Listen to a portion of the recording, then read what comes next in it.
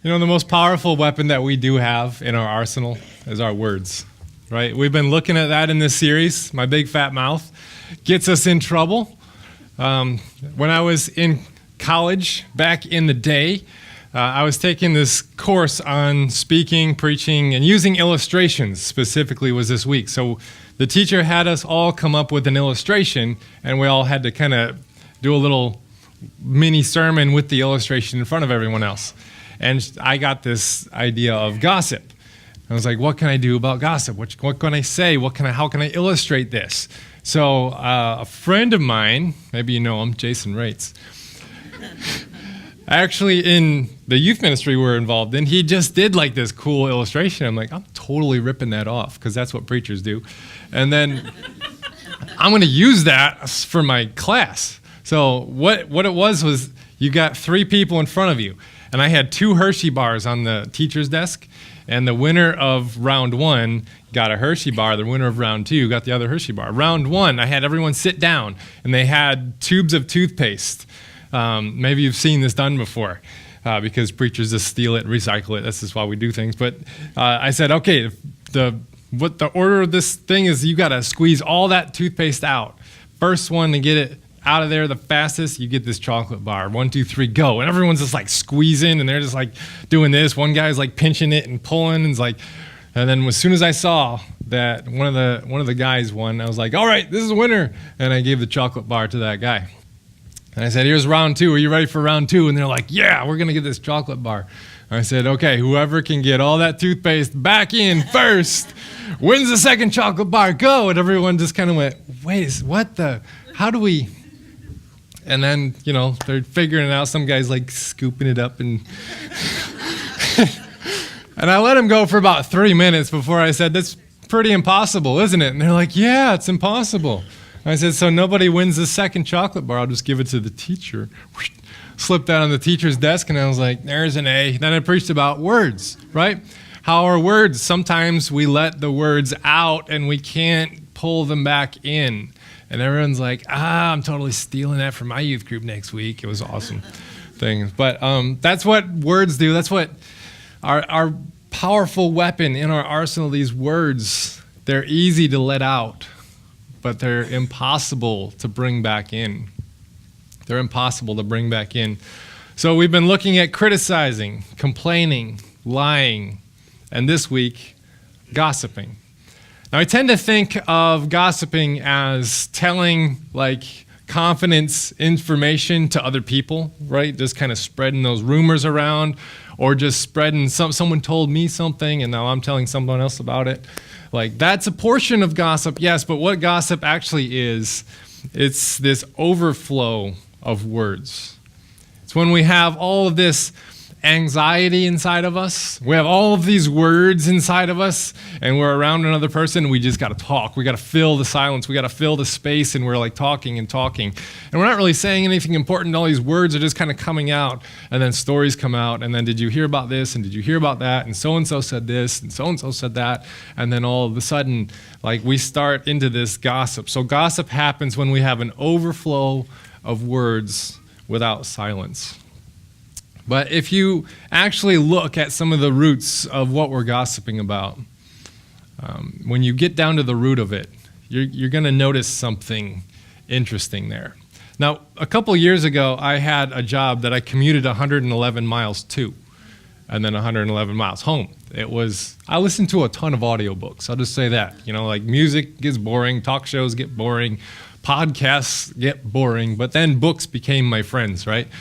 Like, I listened to The Lord of the Rings like 5 times because it's worth it. But one of the books that I listened to for the first time was Harper Lee's To Kill a Mockingbird. And let me just say that book wrecked me in so many ways.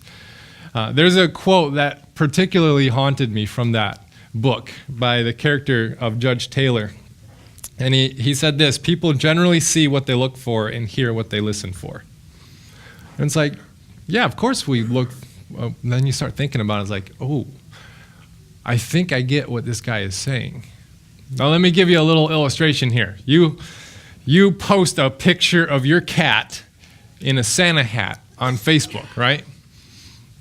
Because we do that thing.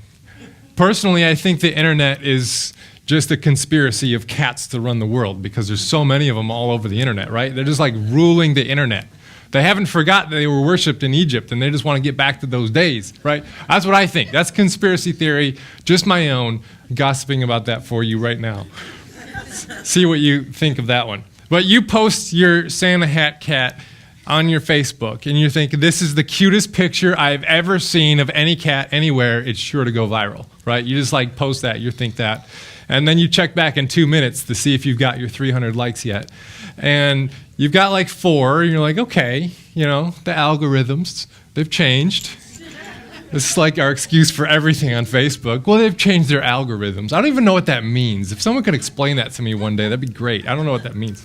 But anyways, you start, well, who did like it? And you look, and like, okay, those people did like it. And then you start looking, who's active? Who could see this thing? I mean, Bill's active. Bill didn't like my cat picture. Bill's a jerk. I bet you Bill just started flipping through, saw my cat picture, and was like, that's a stupid picture, and just kept going. I bet you that's what Bill did, because Bill's a jerk. Bill does that. Bill always does that. And then all of a sudden, someone enters into that space, right? You're talking, you're like, did you know that Bill's a jerk? You're like, no, really? He's like, yeah, I posted this cat picture. It's so cute. Look at my cat picture. And they're like, oh, that's so cute. Bill should have liked it. I know they should have liked it. Totally should have liked it, but Bill didn't like it. Bill's a jerk. That's why he didn't like it. He scrolled right past it. Now, you see how this kind of goes. You have this prejudice that exists in your heart that Bill's a jerk. And then you have an interaction where Bill didn't like my cat picture. And then all of a sudden you're interpreting that interaction through your prejudice that says, yeah, this confirms my suspicion that Bill's a jerk. And then you communicate that to other people. Bill's a jerk. He didn't like my cat picture. And then all of a sudden it solidifies the prejudice, you're back at stage 1, that Bill's a jerk. Gossiping solidifies the prejudice we have in our heart for other people, right? Like, Bill's a jerk. Here's evidence. Let me tell it to my friends so they know Bill's a jerk, and it solidifies. People tend to see what they look for. When you have the prejudice that exists in your heart, you're going to go out and look for the evidence to back it up, and you will find it. And you will hear all the things that back it up. You're going to see it, and the cycle begins. And then you become what the book of Proverbs says, a gossip goes around telling secrets, but those who are trustworthy can keep a confidence. See, gossip happens when you have this overflow of words that comes from an anxious place. But if you actually take the path back uphill and retrace the words that you have said, retrace those things, you will find the source of the gossip, and then we can do something with it. So, if you say, Bill's a jerk, and then you go and you interpret that through the lack of liking on the Facebook, and then you have the interpretation, and then you start communicating. If you're in that moment and you want to say to that person that Bill's a jerk, you want to say that gossip to the other person, hit pause right there. Just like hit pause on life and say nothing. And then take a step backwards and say, maybe my interpretation of Bill being a jerk is slightly off. Do I have the evidence that proves that Bill's a jerk? And then you go back to that interaction and say, you know what? Perhaps Bill didn't even see my picture. Or perhaps Bill just doesn't like cats. I don't know. That doesn't mean he's a jerk. It just means he's a dog person. You know, they exist too. So then you get back to this preconceived notion. He says, you know what? That whole interaction was based on a prejudice in my heart towards Bill. That whole thing. If you just push pause and you start working your way back upstream to where those words came from, you'll find that it has been said from a place that has passed judgment on Bill before a true interaction has happened. What does Jesus say about passing judgment on the character of other people? Luke 6:37 says, "Do not judge others, and you will not be judged. Do not condemn others, or it will come back against you."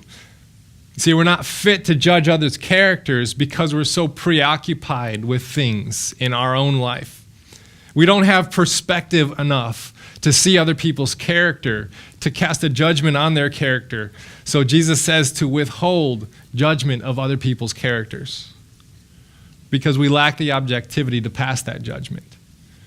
But we all do it, right? We all do it. We say things like millennials are lazy, right? We say those things. Or minorities, they're all dangerous. Atheists, they're all heartless. Men are just slime balls. Women, so emotional. Christians, they're so judgmental. Which that phrase in itself is judgmental. Right? We all have these preconceived notions of what other people and other groups are like, their prejudices within our hearts. And we pigeonhole other people, and then we gather the evidence to prove that we're right, and then we go out and communicate our point of view. That's what gossip is. That's where gossip flows from. And if you retrace your words back to that place, you'll find that there exists within you a prejudiced place towards other people. You retrace those words, you're going to find that we're just advertising our perspective that comes from an improper place. That's why Jesus went on to say this in this same chapter. He says, "And why worry about a speck in your friend's eye when you have a log in your own? How can you think of saying, 'Friend, let me help you get rid of that speck in your eye,' when you can't see past the log in your own eye? Hypocrite, first get rid of the log in your own eye, then you will see well enough to deal with the speck in your friend's eye." Now, these words can come across as harsh because that word hypocrite is just so like, bam, punch you in the face, right? But Jesus' words here, the word hypocrite, back in these days, it was just the word for actor. It was a common word. People would come out on stage, they would put up these masks that had very strong emotions on them, whether happy or sad, so people can see it. And they would wear these masks, and they would switch them around. I'm at a happy time in this scene, then I pull out the happy mask, so people way in the back can see that I'm happy. The sad mask. They had all these different masks, and they would come out, and they were all called hypocrites. It was just the common word for actor. So hypocrites come on the stage with masks, and they do the thing. So Jesus is just saying human religion is based on this acting principle, that we're all trying to put on a show, put on a display of who we wish we were, and hide the parts of us that we wish we weren't. And then we use that elevated place of ourselves. We've elevated these things that we like about ourselves or wish was true about ourselves. Then we use that as a perch to look down on other people, which the word judgment in the previous verse, do not judge others, doesn't mean like making a call on whether or not someone is going to be trustworthy and you can like actually tell them something. That's different. Judgment comes when you're on a perch, when you've elevated yourself above someone else and you've looked down upon them. That's what the term judgment here means. Judging others comes from when you're in a perched place looking down. And Jesus says not to do that, because we have a log sticking out of our own eye. We need to know our own soul, is what Jesus is saying here. He's not just telling us to stop it. Stop it. Just stop it. If you'd stop it, then things would... Jesus knows we can't stop it. That's why he came, died on the cross. Because we couldn't stop it. He's not just telling us to stop it. Like, the whole holiness principle of my entire teenage years was summed up in 2 words, and that was stop it. If I could just stop it, then I'd be fine, right? But Jesus isn't saying stop it. He's not telling us to stop it. He's saying know yourself. Know your own soul. Know your own humanity. Know your faults and your flaws, as well as your strengths and your virtues, and how they all fit together into one human person with a story. That's what Jesus is saying. You don't need to act anymore. You don't need to put on a display and hide the bad stuff. You need to know your own, because when you put the bad stuff behind your back, you tend to not see it, right? All these other things here, like the fact that I have smelly feet. I don't want people to know that, so I'm going to hide that behind my back. But I have awesome shoes. You know, you've elevated your shoes, and your shoes stink. Those are awful shoes. Look at my shoes. I'm awesome. You know, it's like that's a thing. And then all of a sudden we forget that we have smelly feet because we don't see it. We're just seeing our awesome shoes. But Julius Caesar said the things that are unseen actually have more power than the things that are seen. And the things that we're taking and we're hiding behind our back and we're hiding from, we no longer see them, and they actually have more power over our souls than the things we're elevating. So when we spend all of our energy hiding and all of our energy trying to adjust and manipulate people's perceptions of us and put on shows of religion for other people, when we spend all of our energy on that, we have no energy to deal with the stuff that's actually hurting us, that's behind our back. But when you retrace your words to that place of prejudice, you're not just going to see a place of prejudice. Because if you take one more step in that direction, you're going to locate a wound. That's the second step in preventing gossip. You ought to retrace your words to their source and then take one more step, and you're going to locate a wound. Because the source of our words come from our heart. Jesus said that out of the overflow of the heart, the words come. So what you say actually points to what's in here. And if your words are wounding, it points to a wounded heart that has not been healed. But if your words are comforting, it comes from a place where you have recognized a wound in you and you're trying to give comfort to it. You take one more step in that direction. If your words are healing, then it comes from a wound that has been healed. It's kind of like 3 levels of words: wounding words, comforting words, and then healing words. When you trace the words back to Bill doesn't like me because the jerk didn't like my page, you notice that it comes from a place not just of prejudice against Bill, but a fear that you're not likable.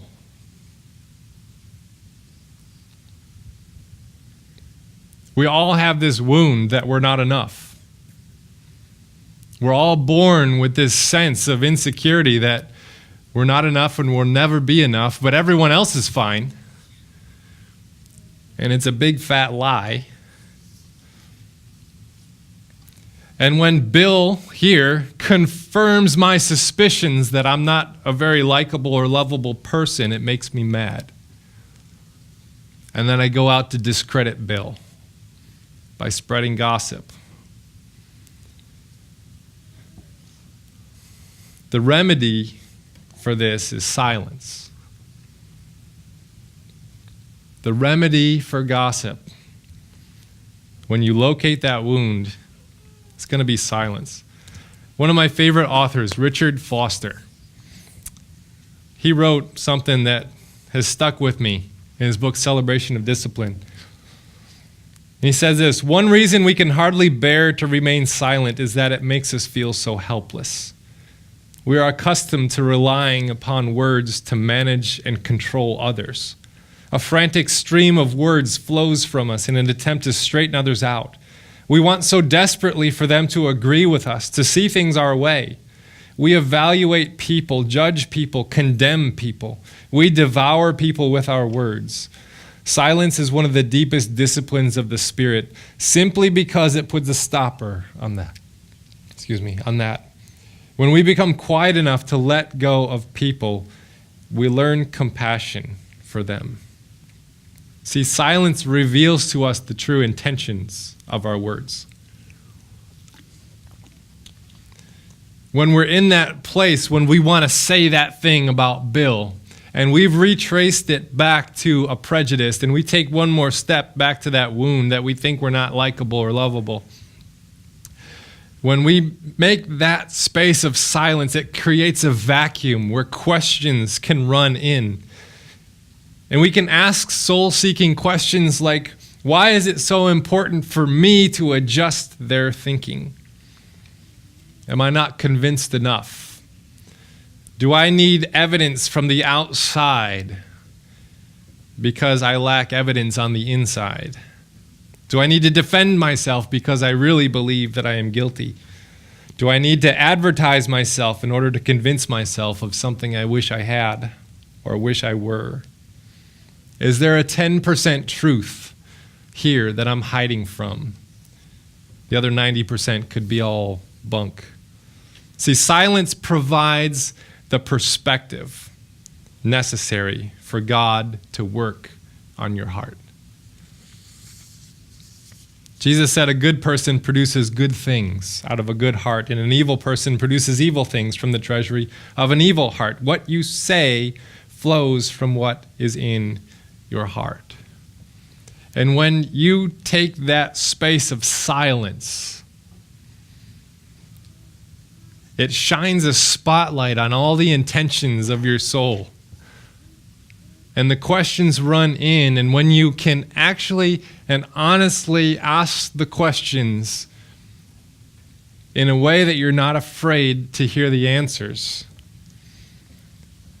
it gives God space to move and work with his love and his grace. Silence like this doesn't happen naturally, and it doesn't happen quickly. Silence needs to be cultivated, which is the third step. You retrace your words, you locate the wounds, and then you cultivate silence there. Silence, I wish it were like my tomato plants that I plant in the summertime, right? Like in 60 days, I'm like, sweet. The tomato plant is awesome. It's got lots of fruit, and this is going great. You know, like, this is awesome. We had these purple tomatoes last year. They were good. They were so good. I wish I had some more. Nonetheless, silence is not like that. You can't just plant the seed and then in 60 days you're like, I have arrived. It doesn't work quite like silence is more like an oak tree. Has anyone here ever planted an oak tree from seed? Like, who has time for that? Silence takes years to cultivate in your heart because there's so many complications and nuances and wounds and stories within you that's hard to integrate everything back together into one story and one person. But silence provides this space inside of your heart, and when you cultivate it over years, you don't see progress right away. The crazy thing about my tomato plant is anytime during the year, even at its greatest peak, I can just grab it and pull up, and the thing is done. Has anyone here ever tried to pull out an oak tree? They don't move. Even when you cut them down, the stump is like there forever. It's like, oh my gosh, I don't know how to. I still have a stump in my yard of this big tree that I could never get rid of. What do you do with that? See, oak trees are there, and silence is like that. You cultivate silence in your heart. It's like tending to this oak tree. You're not going to see progress right away, but slowly it grows and slowly it strengthens and provides shelter for you and those in your care. See, silence is like the key to transformation. And it's the hardest part of our faith, is actually being quiet, getting a quiet interior life that's not so anxious, it's not so fearful. But it's the essential part. Transformation doesn't happen without that. My boy, Thomas Merton, monk from the 60s, he's an awesome guy. He wrote this, said, in silence, God ceases to become an object and becomes an experience. I mean, just think about that. All the ways that we interact with God as an object. And it's not necessarily a bad thing. We interact with God in this manner, and it's fine. It gets you to a place, but it doesn't get you all the way there. Like having worship music going or worship songs, it's awesome. But you're experiencing emotions about God. And we think the emotions are God, right? But they're just emotions about God, which they're not bad. It's just they only take you so far. We get into this Bible study, and we're digging into the Word, and we're like, this is cool. I'm getting these cool ideas and perspectives, and all this transformation's happening inside of my head, and that's cool, and it's great, and it's not bad. It only takes you so far because you're only experiencing ideas about God. In prayer, you're talking to God about things in your life and people that need help and areas you need help. And again, it's not bad. It only takes you so far because you're experiencing words toward God. In community, you can experience the support of the people of God. These are all good things, but it only brings you so far because God remains an object at that point. To experience God as a person, you've got to sit in silence with God. So when I'm liberated by silence, when I am no longer involved in the measurement of life, but in the living of it, I can discover a form of prayer in which there is effectively no distraction. My whole life becomes a prayer. My whole silence is full of prayer. The world of silence in which I am immersed contributes to my prayer. Silence is how you experience God firsthand on the grounds of your own soul. You take all of the junk, all of the good that you are, and you bring it in the presence of God in silence. And God neither says, yay, good job, or condemns. He just loves you as a human person. That changes things. When you can bring your garbage before someone and they're not going to say, ew, but you can actually experience a hug, and all of a sudden you're like, maybe I'm not as bad as I thought. See, silence is the purest form of prayer because we experience God as God is, and we experience us as we are in the same place.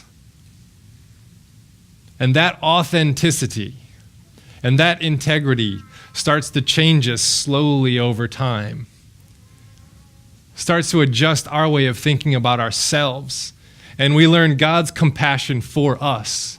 And then we have compassion for us. And then that overflows into compassion for other people. When we cultivate silence. When you encounter the beauty of God on the grounds of your own soul, it changes you. And that only happens in silence. It can only happen in those moments where you set aside a space and a time to just sit with God and not say anything. And not try to think of anything. Not try to do anything. Not try to manufacture anything or feel anything. You ever been on a long road trip with someone you love? You can't talk the whole time. It gets old, right? Why do we think we got to do that with God? Those long road trips, sometimes you just turn off the radio and you're not saying anything and you're there experiencing one another. Even though you're not saying something, you're not doing anything, you're just scenery's going by. And that's the purest form of communion with another person is when you can be in their presence and not have to say something. And it's no different from God. God is a person. God has a will. God has desires. It's not a computer where if you put in the right words, then all of a sudden you get the right results. So here's what I want you to do this week. That Connect card, we said we had something for you. If you want to try this out this week, I want you to write the word silence on prayer requests and drop it in the box on your way out. And then we're going to pray for all of you who are going to attempt this week. Write the word silence down in the prayer requests, and we're going to do it. And when you do that, this week, create a spot, 15 minutes, where you're going to sit in the presence of God and not try to do anything, not try to feel anything, not try to say anything. You're just going to be in the presence of God for 15 minutes. See if you can do it twice. See if you can do it 3 times, 4 times, 5 times. and you start cultivating this silence over time where that focused attention is on God, and you're going to start to notice small changes in the way you think, the way you feel, the things you say. You're going to become more compassionate towards others when you've experienced the compassion of God on you, because you can sit in the presence of God without needing to manufacture anything about it. So if you want to try that this week, I want you to write the word silence on the prayer request and drop it in the box on your way out. That's what you can do. You're going to find that it's going to change you, and it's going to be difficult, but it's going to be worth it. Start with 15 minutes every day and watch it change you. Let me pray for courage to do that.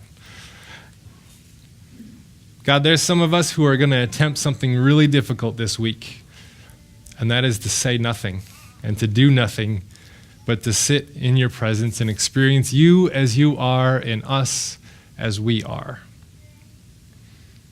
God, I ask that you would give us the grace to encounter you on the grounds of our soul, of our own humanity. Would you give us the courage to explore that?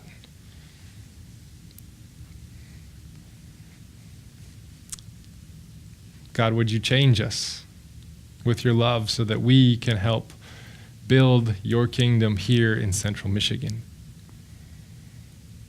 Change us with your grace so that we can become gracious people. Change us with your love so we can become loving people. And would you heal our hearts so that our words that flow from that healed heart can be healing to other people? And we ask this in Jesus' name. Amen.